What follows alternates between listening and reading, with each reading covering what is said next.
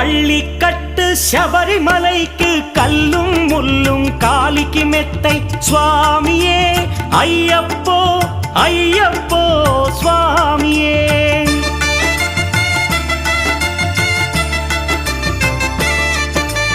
பள்ளிக்கட்டு சபரிமலைக்கு கல்லும் முள்ளும் காலிக்கு மெத்தை சுவாமியே ஐயப்போ ஐயப்போ స్వామియే.